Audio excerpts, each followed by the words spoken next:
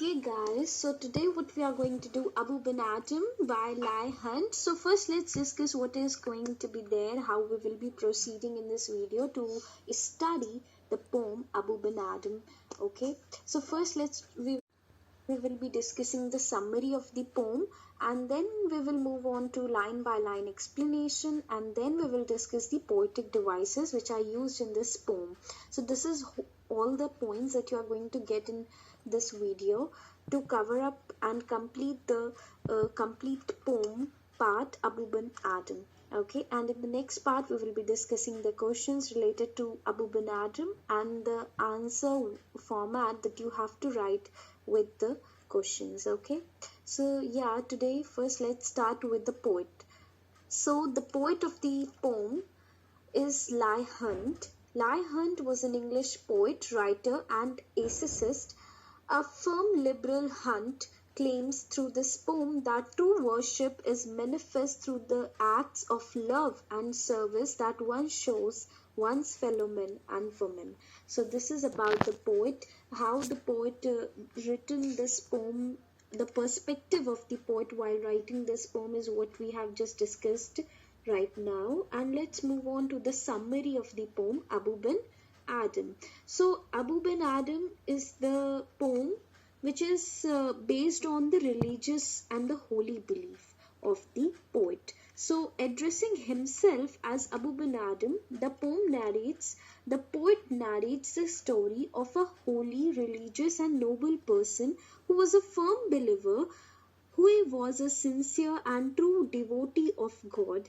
He followed the moral and religious principles. He gave up the world for serving God and his fellow beings. He was wholly dedicated to the service of mankind. He could see none in sorrow and distress and was ever ready to make welfare of his fellow beings. As he did noble deeds during the day, he would enjoy a peaceful sleep. One night, while enjoying a sound and peaceful sleep, he woke up.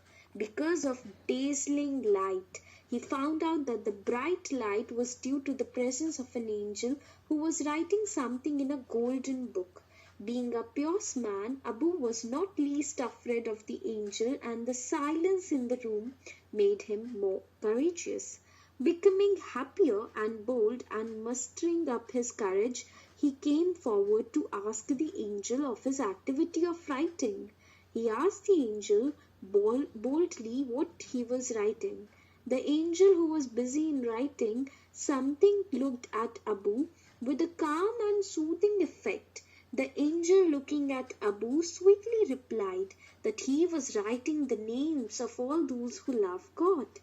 On hearing this from the angel, Abu became curious to know about his name in the list, as he was also true and sincere devotee of God and believed in ethical principles.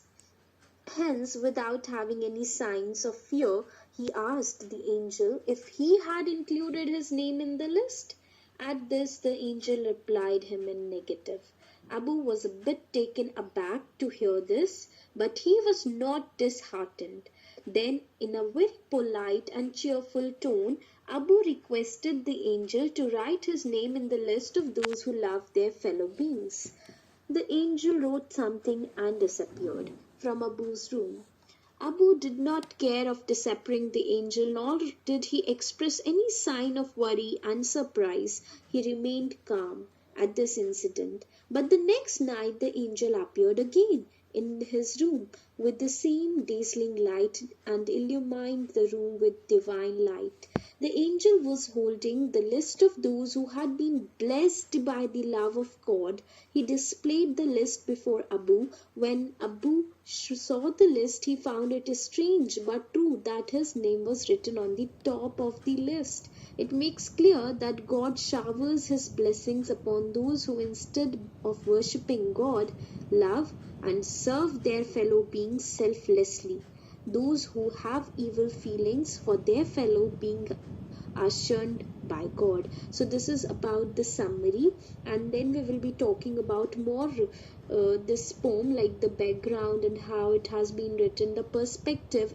Okay, So before doing that, let's just go to the poem and just read it out in very short time. So this is a very short poem divided into three paras. The first para is like Abu bin Adam, may his tribe increase, in the bracket.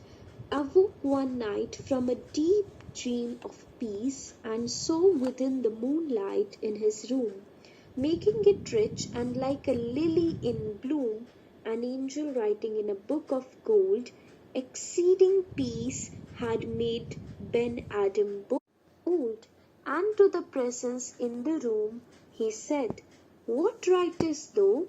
The vision raised its head, and with a look made of all sweet accord answered, "The names of those who love the Lord." "And is mine one?" said Abou. "Nay, not so," replied the angel.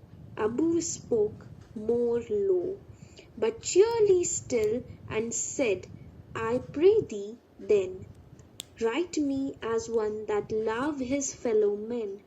The angel wrote and vanished. The next night it came again with a great awakening light, and showed the names whom love of God had blessed. And lo, Ben Adam's name led all the rest. So this is the poem that I just wrote. I just read down for you all from the text itself. So this is a text of the poem that I've just recited in front of you. Now let's go to the line by line explanation and all the thing that you have to know about the meanings and paraphrase and explanation. So let's go. We have seen that there is a virtuous and religious man whose name is Abu bin Adam. Okay, he was a firm believer of God. He followed ethical principles. He believed that true religion and worship was to serve and love the fellow beings. As he was full of the spirits of love, peace, brotherhood, and neighborhood, he was ever ready to serve and help his fellow beings in distress. Due to being free from any kind of vices and ill will, he lived a spiritual life of contentment. Indeed, he was a true embodiment of nobility and goodness. He wished that there might be more people like him. One night he was having a peaceful sleep. Suddenly he woke up from his peaceful sleep because a dazzling light brightened his room. On waking up, he saw an angel in the moonlight. The angel looked as beautiful as a lily in bloom. He observed closely that the angel was busy in writing something in a heavenly book, but he was unable to find out what the angel was writing. Okay, so you need to understand here that these line which shows an incident that took place in the life of holy and virtuous man named Abu bin Adam, who gave up physical world for serving mankind and living a spiritual life, have been extracted from the poem entitled Abu bin Adam, written by Lai Hunt. Here the poet narrates an incident taking place in life of Abu bin Adam, who was not only a holy and virtuous man but also a kind-hearted, sympathetic, and compassionate for his fellow beings. Lived a spiritual life of a holy saint and served the distressed humanity. Okay, so this is about something that you know. And now let's look at the critical comments that you need to observe in this poem from the first para. So something like bloom. The poet has used the figure of speech simile here. The beautiful atmosphere of moonlit room has been compared to blooming lily. Okay, so you have to remember this thing, and you can even note down all these points because this is something that you can even or may include into your answers. So when this line is like awoke one night from a deep dream of peace and saw within the moonlight in his room, the meaning would be that he wake up suddenly from a peaceful sleep. Dream of peace means a dream of soothing one's mind. Okay, a dream soothing one's mind, and rich the atmosphere of the room was made better by the moonlight. Within bloom, so as it says, within, and making it rich within the moonlight in his room, making it rich and like a lily in bloom. This whole line means the moonlight like presence of an angel. The beautiful atmosphere of moonlit room has been compared to blooming lily. Okay, then it is written that an angel writing in a book of gold. So a book of gold, a heavenly book used by the angels to write the deeds of human beings. So that is all what we are talking about into this para. Okay, now as you can see that we have discussed the first para.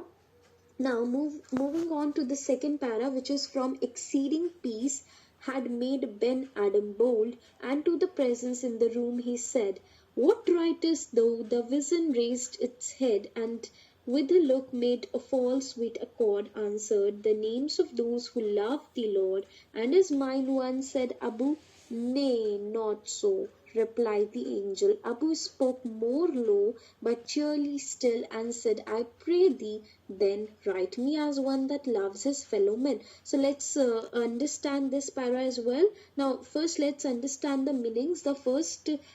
In the first line, the word that you see, exceeding peace, it means that there was a great spiritual calmness and peace in the room. Extremely peaceful. Okay, exceeding is extremely peaceful. Bold means courageous or daring. The angel who was present in the room with great spiritual illumination. Writest is writing. Thou means you. What thou, from what writest thou? It means what are you writing? The vision, it also refers to the angel. A look accord is equals to a look having sweet and soothing effect. Okay, so a look accord means a look having sweet and soothing effect. Okay, so let's have a paraphrase of this particular stanza as well. On waking up from his sound and peaceful sleep, Abou saw that in his room a stranger was present. It was an angel.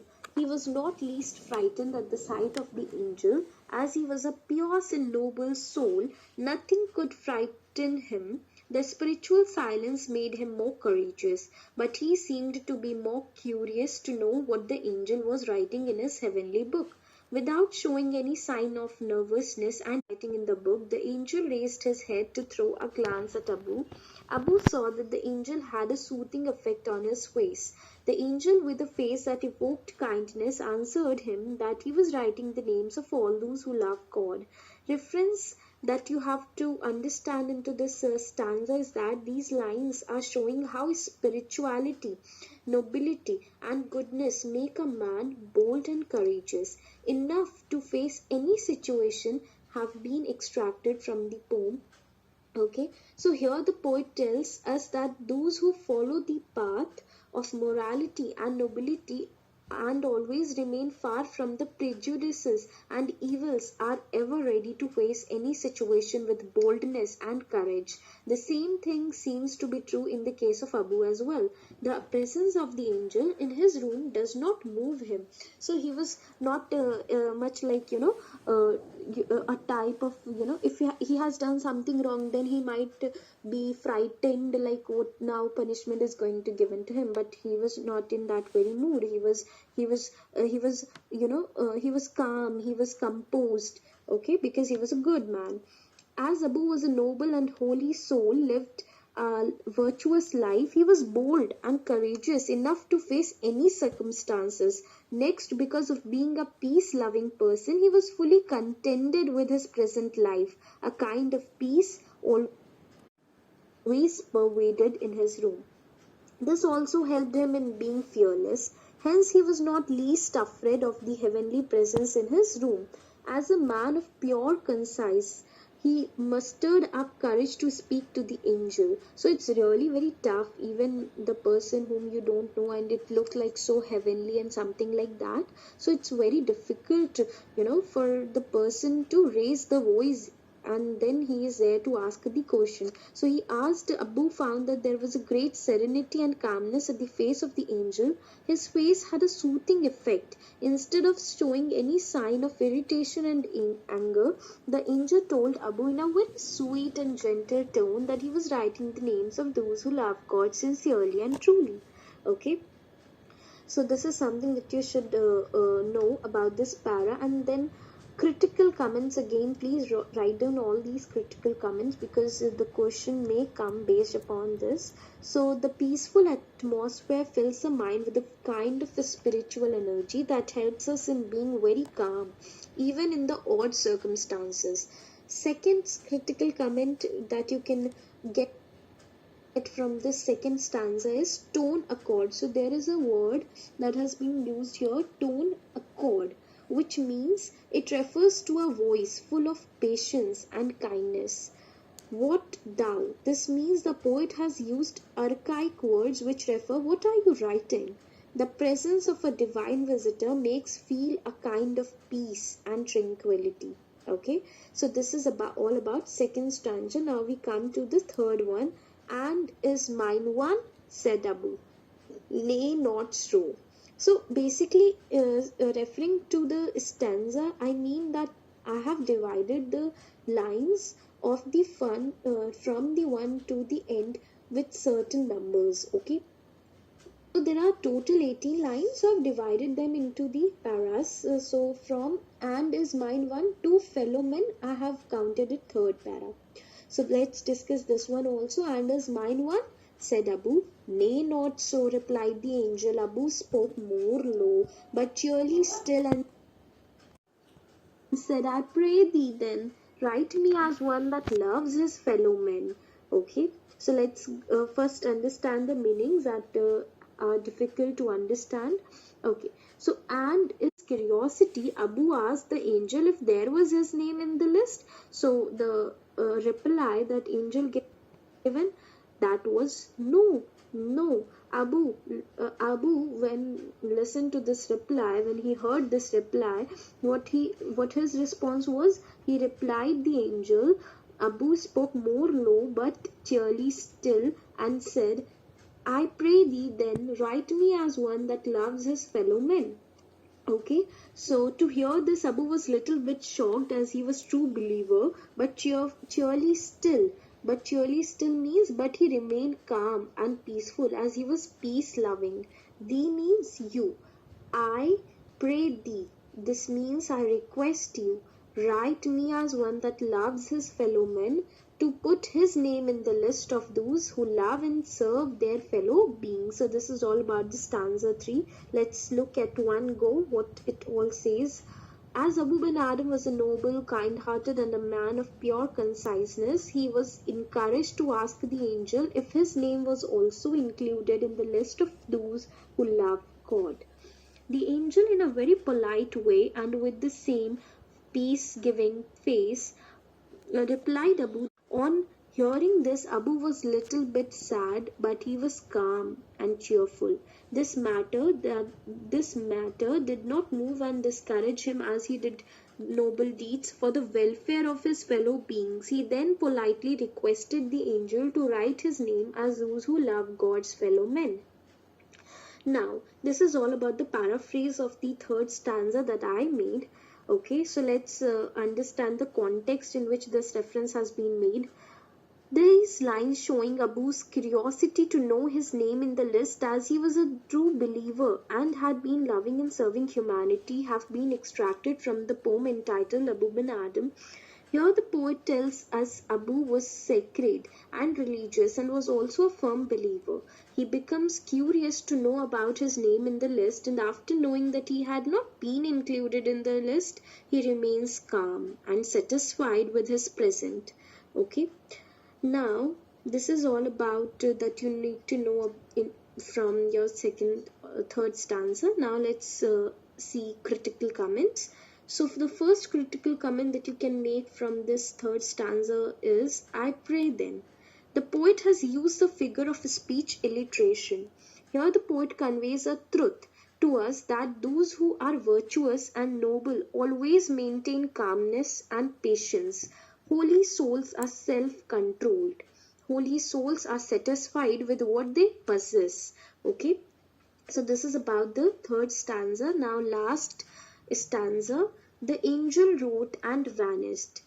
The next night it came again, and with a great awakening light, and showed the names whom love of God had blessed. and lo, Ben Adhem's name led all the rest. Okay, so this is going to be a happy ending of the poem. Okay, so let's understand the hard words of this stanza. Vanished means disappeared. It here refers to the angel. Waking light, the more sparkling light which distracts someone. The spiritual light which has a great illumination. God had blessed means the people who had been blessed by God. Let so excuse me. Let let rest led all the rest means in this competition of writing the names in the list of God, Abou left all behind and stood first. Abou's name was on the top of the list. Now let's look at the paraphrase and then we will be going to the critical comments and the reference in which the context has been made. Okay.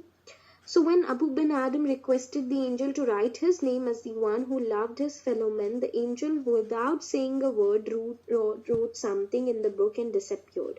The next night he came again with a still glistening light and displayed the names of those who had been blessed by God. It was strange but true that Abou found his name on the top of the list. In this competition of getting God's favor and his blessings, Abou left the others behind him and succeeded to win God's favor. In this way, Abou proved that the true worship is to serve God, is to love, care, and serve his creatures. Human being is the best and the most beautiful creation of God. Hence, everyone should love God's creatures. Okay, so this is what the message is of the poem as well, that you need to love your fellow men. Okay, now let's understand the reference to the context. These lines, giving more importance to loving, serving, and caring the humanity than worshipping God, have been extracted from the poem entitled. Okay, here the poet, through the example of Abou bin Adhem, moralizes that serving and caring humanity is to worship God. God is always pleased with those who serve their beings selflessly. Okay, so excuse me. Abou requested politely to the angel to write his name in the list of those who love and serve their fellow beings. The angel, without paying any heed to Abou, wrote something in his heavenly book and disappeared from there.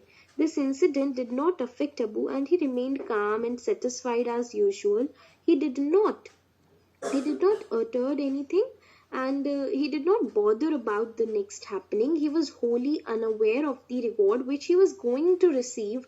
The next night, the angel appeared again in Abou's room with the same aura and dazzling light which distracted Abou, and he woke up like he was the previous night. The angel exhibited the names of those who were blessed by God. Abou saw that his name was on the top of the list and it left all the rest. Indeed, it was selfless love of Abou for his fellow beings that he had become the most favorite and the dearest to God. He received God blessings and his love as his true and sincere devotee. Okay, so let's look at the particular critical comments. So here we see a great awakening light, so bright that it rouses Abou awake. On a metaphoric level, this speaks of an enlightenment. Okay, those who are loving, caring, and gentle to God's creatures and return good for evil and subdue their passions and forget themselves for this receive a great reward from God in the form of his love. The poet brings charm and idealism to his interpretation of religion that finds more virtue in acts of compassion rather than just faith. Okay, so now I hope you understand that why his name was not there in the first list, and that in the list where the angel was writing the names of those who love God. Okay, so his name was not there who love God, but his name was surely into the list who has been blessed by the God, because this poem is all about, like, you have to love your fellow beings. Okay, so you have to be compassionate rather than just faithful. Okay, then the fourth critical comment that you need to note down here is the poet, through the incident related to Abou's life, imparts a teaching that we should love our fellow men if we want to be blessed by God loves. Okay, so if you want to that God should love you, you should even love the other and the fellow, which are made by the God. Okay, so this is about the paraphrase explanation of the poem Abou bin Adhem. So concluding what we did today, we talked about the poem Abou bin Adhem, which is written by Leigh Hunt, a key figure of the Romantic movement in England. The poem focuses on an event in the life of the Sufi saint Ibrahim bin Adhem. You need to know the full name, Ibrahim bin Adhem. Ben Adhem encounters an angel who is writing a record of those who love God. Learning his name is entered on the list, Ben Adhem instructs the angel to mark him down as one who loves his fellow men. The next night, the angel returns with the second list. Those who are blessed by God, Ben Adhem's name is at the top this time, suggesting that God favors those who love their fellow human beings. Indeed, that love for other people is the best way to express love for God. Hunt is not particularly well known for his poetry and is better remembered for his role in facilitating the work of other poets at the time, okay, such as Keats and Shelley, as I already talked in the beginning itself. Abou bin Adhem is one of a handful of Hunt's poems. Is still commonly read. Okay, so this is about Abou bin Adhem, and you should know that this poem is a short fable-like poem that suggests people can best express love for God by simply loving their fellow human beings. Compassion and empathy are presented as the true principles of religion above the need to pay lip service to a jealous or attention-hungry God. In fact, the Lord in this poem is so approving of Abou bin Adhem's commitment to his fellow men that it has been Adhem who become the most blessed in the end, and not those who have focused their efforts in demonstrating their love for God. The poem ultimately argues that love of humankind is love of God, because people are God's creation. In essence, the poem is saying that anyone who claims to love God without putting this into practice, first through a love for their fellow human beings, doesn't really love God at all. The angel's two separate visits to Ben Adhem present two different religious perspectives, drawing a distinction between love of other people and what the poem suggests is a more superficial love of God. The first visit wakes Ben Adhem from a deep dream of peace. This hints to the reader that there is something fundamentally right about Ben Adhem's worldview. After all, there are no moral dilemmas or anxieties keeping him up at night. The wish in the first line that his tribe may increase also suggests that this is a man worth emulating. In other words, the world could use more men like Ben Adhem. So this is something that you need to note down. These are the small points that you have to keep noting and keep go through, because this is something that the reader can ask from you and expect you to write in your answers. So you have to include this. Okay, why the word in the bracket in the first line has been given, may his tribe increase. Okay, yet Ben Adhem isn't on the angel's first list, which records the name of those who love God. That a man filled with such exceeding peace would be missing suggests that there's something off about this list itself. And the fact that this list is printed in a book of gold, a flashy and expensive material, further hints at its superficial nature. Okay, there is a gentle suggestion that these are people who act out of self-interest and self-perseverance, and in contrast to Ben Adhem, focus their faith on flattering a higher power. The poem implies by its end that this book is a shiny ledger filled with people who are very concerned with looking like they love God. That's why when Ben Adhem learns from the angel that he is not down as one of those who love the Lord, he doesn't grow worried or panic. In fact, his response comes to him readily. Instead, he wants to be recorded as one that loves his fellow men. Ben Adhem knows that because God created human beings, loving of God isn't it meaningful without also loving other people. The poem then can be seen as a kind of test. Instead of begging to have his love for God officially acknowledged and confirmed, Ben Adam chooses instead of to demonstrate love, his love of God by prioritizing his love for humanity. In other words, he charitably puts others before himself, an idea that is arguably at the core of both Christianity and Islam. In its short final stanza, the poem clearly endorses Ben Adam's perspective and urges its readers to look at the world in the same way by embodying the principle of universal love and trusting that this brings him closer to God. Ben Adam gains and God approvals ahead of everyone else. Love of humanity isn't it better than love of God? It is love of God, and God blesses Ben Adam because he understands this core religious principle. The poem then is an ambiguous in terms of its moral argument, beautifully and beautifully expressed. It asks its reader to place love of humanity at the forefront of daily life and argues that through this they become closer to God. In times of entrenched religious differences, this message is perhaps more relevant than ever. Okay, so this is what we have to do in the poem Abou bin Adam. I made you all the important points that you need to know about this poem, and you can include in your answer. Now I hope you don't have any confusion in this poem Abou bin Adam. Okay, so here we ends. Like, share and subscribe.